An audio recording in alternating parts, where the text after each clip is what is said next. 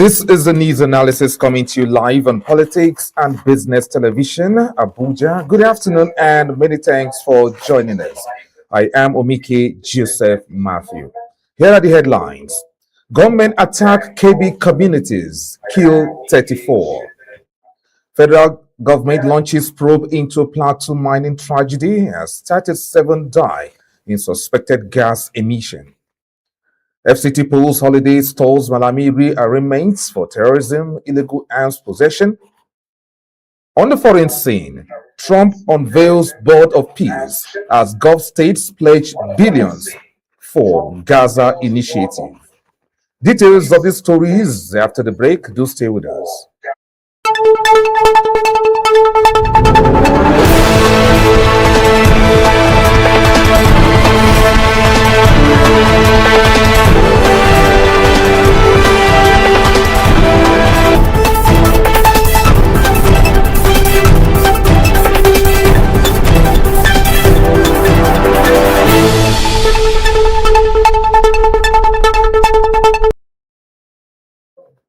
Thanks for joining us. And now the news in detail.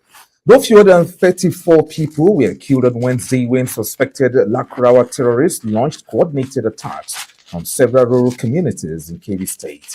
The assault targeted villages in Arewa local government area, particularly Biu and surrounding settlements, where gunmen reportedly stormed the remote border communities and opened fire in what survivors describe as highly organized and indiscriminate attack. Security sources disclosed that 16 people were killed in Mamuno, 5 in Awashaka, 3 in Masama, and 2 each in 5 other villages. The unprovoked invasion forced residents to flee their homes as the attackers shot at civilians and created panic across the affected communities. Security forces have since been deployed to secure the area, assist survivors, and block possible escape routes for the militants. Confirming the incident, the Kebbi State Police Public Relations Officer SP Bashir Usman said authorities were on top of the situation.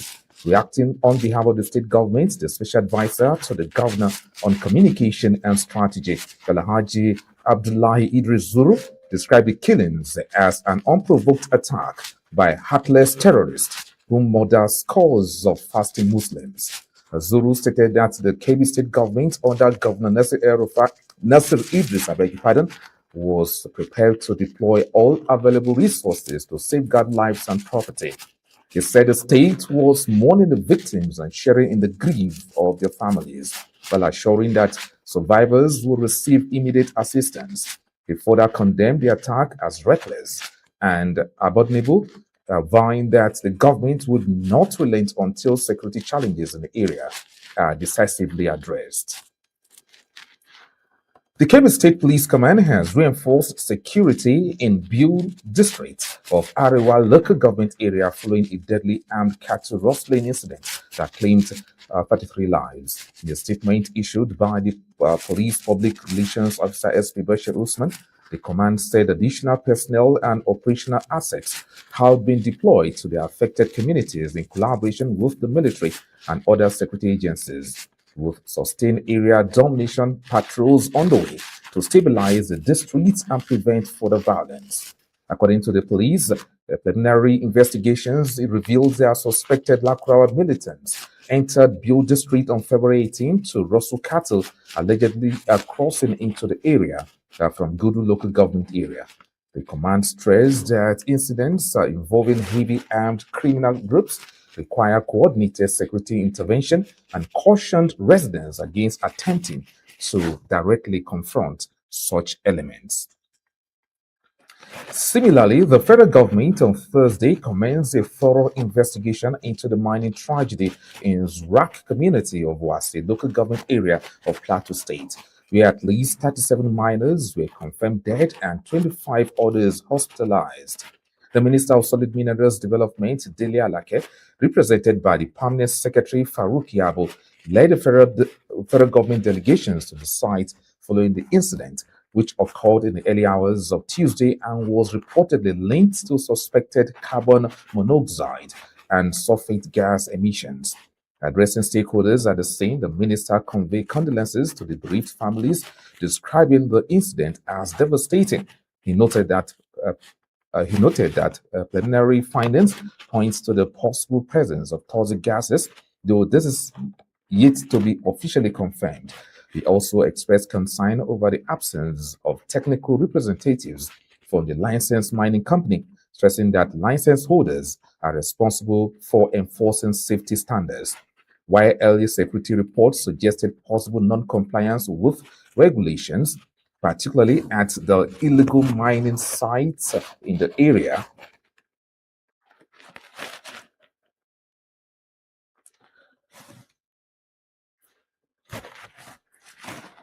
the minister assured that a comprehensive investigation would determine the exact cause of the tragedy and recommend measures to prevent a recurrence. Also speaking, Assistant Commandant of Corps at Onoja, National Commander of Mining Marshals under the Nigeria Security and Civil Defense Corps, said the incident underscored the need to intensify the federal government's crackdown on illegal mining activities across the country. The Kuka Center, Yaga Africa, and several other civil society organizations on Thursday criticized President Bola Ahmed Tinubu's assent to the Electoral Act 2026, describing it as a missed opportunity for transformative electoral reform. Speaking under a coalition of civil society organizations at a press conference in Abuja, the groups, including the International Press Center, South Africa Center for Media and Society, Nigerian Women Trust Fund, and Elect Her, faulted both the content and the process that produced the new law. President Tinubu had on Wednesday signed the amended bill amid controversy and protest from opposition parties, prominent Nigerians and civil society groups, particularly over the omission of mandatory real-time electronic transmission of results. Both chambers of the National Assembly had earlier passed the harmonized version after heated sessions, during which opposition lawmakers pushed for compulsory electronic transmission of results from polling units to the IREF portal. Despite the protest, the president assented to the bill at the presidential villa in the presence of Senate President Godswill Akpabio, the Speaker of the House Abbas Tajuddin, and other top officials. After signing, he charged the Independent National Electoral Commission (INEC) and relevant stakeholders to ensure smooth implementation and guard against technical glitches. Addressing journalists on behalf of the coalition, South Africa's Executive Director Jake Ipele criticized what he described as the speed and opacity of the legislative process, arguing that it undermined public confidence. He also condemned the 50 million naira administrative fee for new political party registration under Section 75 of subsection 6, calling it exclusionary to grassroots and youth-led movements. The coalition further raised concerns about restrictions on party primaries, urging the National Assembly to publish the final assented version of the Act and calling on INEC to urgently release a revised timetable for the 2027 general elections. The federal government has announced plans to implement 30% of the 2025 capital budget before the end of November as part of efforts to fast-track project execution and settle outstanding obligations. It also disclosed that the remaining 70% has been rolled over into the 2026 capital budget to ensure continuity and seamless implementation of ongoing projects. In a statement issued by Bawa Mukwa, Director of Press and Public Relations at the Office of the Accountant General of the Federation, ministries, departments, and agencies, we are directed to strictly comply with the Public Procurement Act in executing and processing payments under both the extended 2025 and 2026 capital budgets. The directive is aimed at reinforcing transparency and due process in public spending. The Minister of State for Finance, Doris Zuka Anete, gave the instructions during a stakeholders meeting at the Federal Ministry of Finance in Abuja, stressing that all capital disbursements must follow laid-down procurement procedures. The move effectively shifts a substantial portion of last year's capital allocations into the current fiscal framework to prevent disruptions of critical infrastructure and development. You're still watching the news analysis right here on Politics and Business Television Abuja. That's still to come.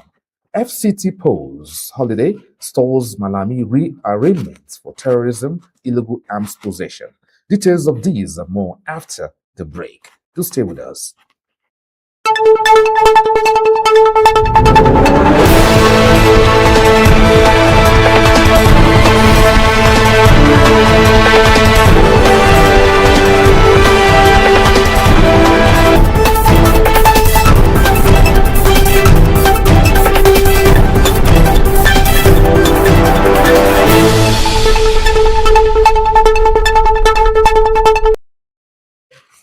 Welcome back. The work-free day declared by the Minister of the Federal Capital Territory, Nyesom Wike, over Saturday's area council elections has stalled the plan by the Department of State Services to rearrange former Attorney General of the Federation, Abubakar Malami, and his son Abdulaziz on a 5-count charge bordering on terrorism and illegal firearms possession. The arraignment, scheduled for Friday today at the Federal High Court in Abuja, could not proceed as court workers were absent due to the public holiday. DSS operating in court, it became clear that the court staff would not be on duty, prompting the DSS to chef plans to produce the defendants for arraignment. Malami, a senior advocate of Nigeria, and his son were earlier arraigned before a vacation judge who later returned the case file to the Chief Judge, Honorable Justice John Zoho, for rearrangement, although the matter was subsequently assigned to Justice Obiora Ikutu for fresh arraignment. The judge declined to proceed for personal reasons. Sources indicate that the former AGF and his son are now expected to be arraigned on Monday, February 23, 2026. And now to politics. The Naira has strengthened significantly in recent weeks, climbing to one of its strongest levels in nearly 2 years at 1,347.78 kobo to the dollar in the official market, according to a macroeconomic update by Cardinal Stone. The report attributed the sharp appreciation to improved liquidity in the official foreign exchange window, largely driven by rising foreign portfolio inflows. However, it warned that increased inflows could also raise the risk of investor profits taken later in the year. Although the speed between the official and parallel markets initially stood at about 5.7%. It narrowed to roughly 3.2% following renewed interventions by the Central Bank of Nigeria, suggesting stronger liquidity in the official window.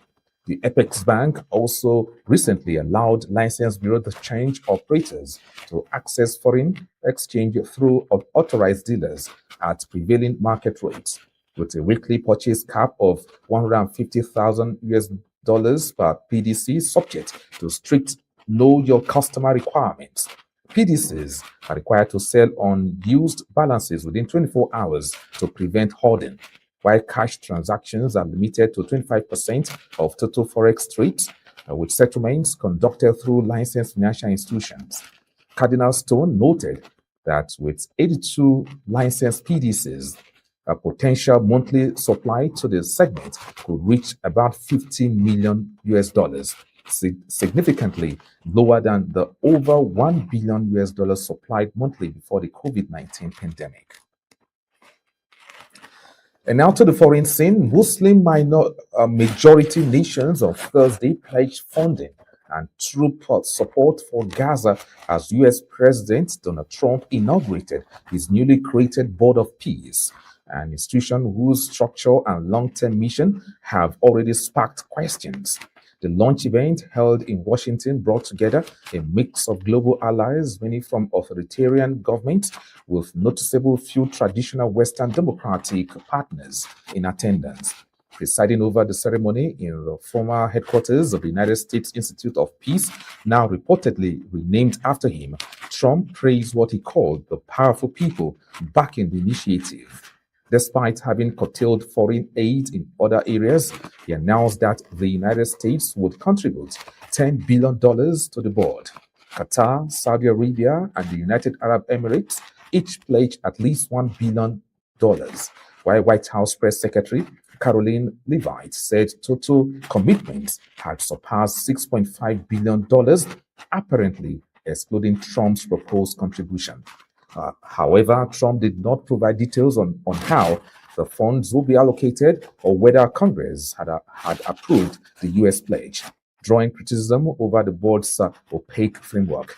Under the arrangement, Trump would retain veto power and could remain head of the Board of Peace even after leaving office, while countries seeking permanent membership beyond a 2-year term will be required to contribute $1 billion. And now to the world of sports. Let's now join my colleague.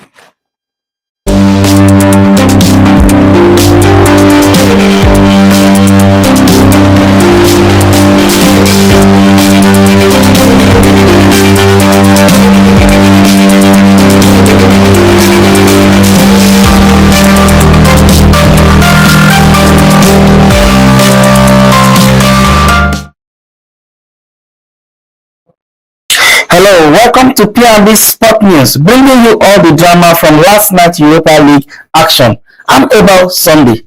It was a tough night for the home side as Stuttgart stumped Celtic with a commanding 4-1 victory at Celtic Park. The German side were ruthless in attack, clinical in front of goal, and completely outclassed the Scottish giant. Celtic started brightly, but Stuttgart pace, precision, and sharp finishing proved too much to handle. A statement win on the European stage. Meanwhile, in Turkey, Nottingham Forest delivered a dominant 3-0 performance against Fenerbahce. Calm, composed, and tactically disciplined. Forest controlled the tempo from start to finish. Their attacking trial ran riot, leaving Fenerbahce chasing shadows on a disappointing night for the home crowd. 2 massive away wins, 6 crucial goals, and a clear message sent across Europe. The competition is heating up. That's your P&B Sports News update. I'm Abel Sunday.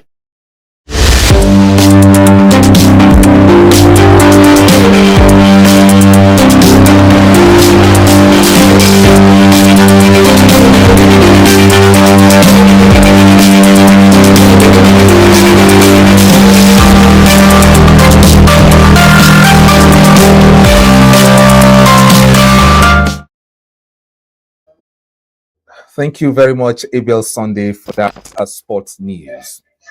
And now it's about time for the focus of the day. Thank you very much, Abel Sunday. President Bola Tinubu has steered national conversation after appealing to Nigerians for forgiveness, saying, "If I have sinned, forgive me."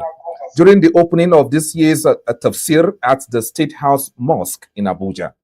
His remarks came at a symbolic moment as Ramadan coincided with the Christian season of Lent, a period both faiths associate with sacrifice, reflection, discipline, and repentance. The president used the occasion to call for unity across religious lines, urging Nigerians to pray for peace and support efforts, tackle terrorism, banditry, and insecurity. He also stressed that fasting should go beyond abstinence, embodying kindness, love, and good deeds. But beyond the spiritual message, many are asking deeper questions. What does this appeal for forgiveness mean in the context of governance?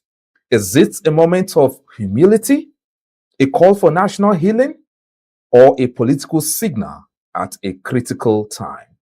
I've been joined by a renowned public affairs analyst and person of Comrade Umar Bitako. Good afternoon to you, sir. Comrade, are you there? Hello, good afternoon to you, comrade. I think we're having a technical hitch there with the connection. We hope to have Comrade Umar Bitako rejoining us to actually discuss this topic. Are you there? Good afternoon to you.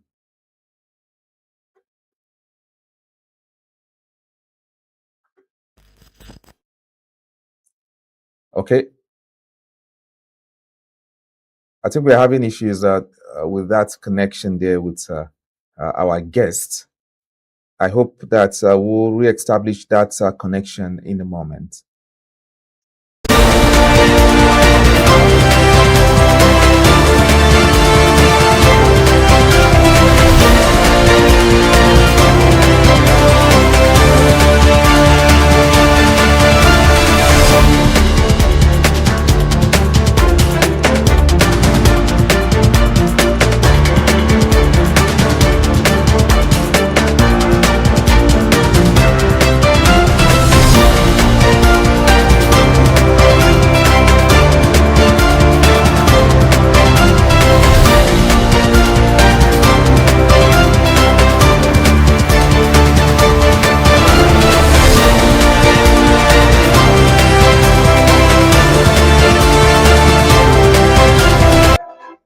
All right, we are back, and thank you very much for staying tuned. We have comrades Umar Bitako joining us this afternoon on the focus of the day. Good afternoon to you, comrade. Good afternoon to you. Good afternoon, Nigerians. All right, sorry for the initial technical hitch we experienced. It's nice having you. And Mr. President is saying, forgive me if I have sinned.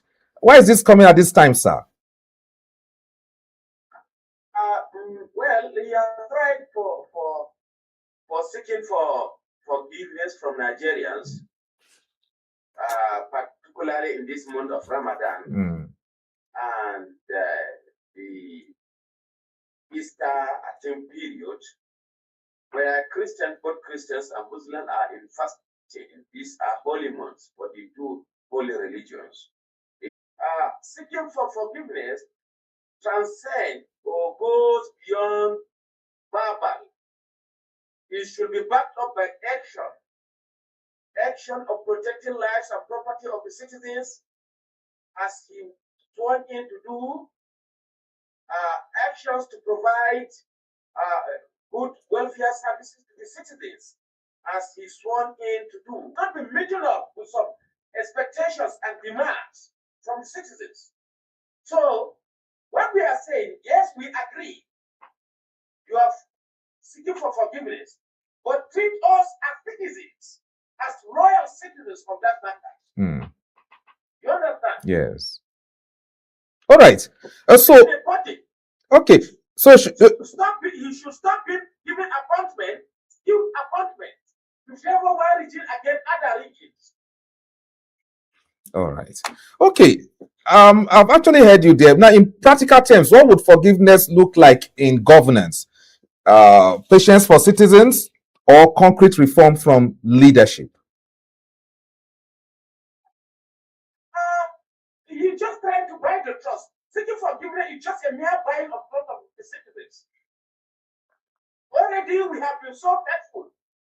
We have accepted our fate that he is our president.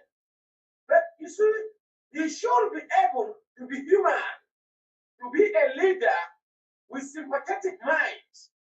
You understand? Because Nigerians, above all, Nigerians are passing through hard time. Some cannot afford to eat. Some cannot afford to do their businesses.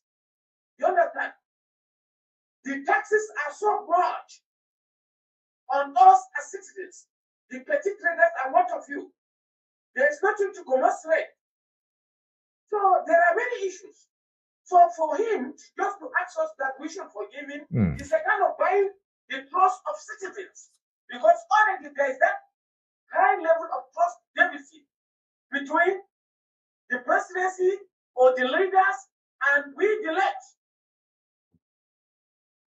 Political leaders, should they follow the step of the president to say, please forgive me if I have sinned? Are you expecting that from them? I think they should be able to do that. They should be humble enough to do that.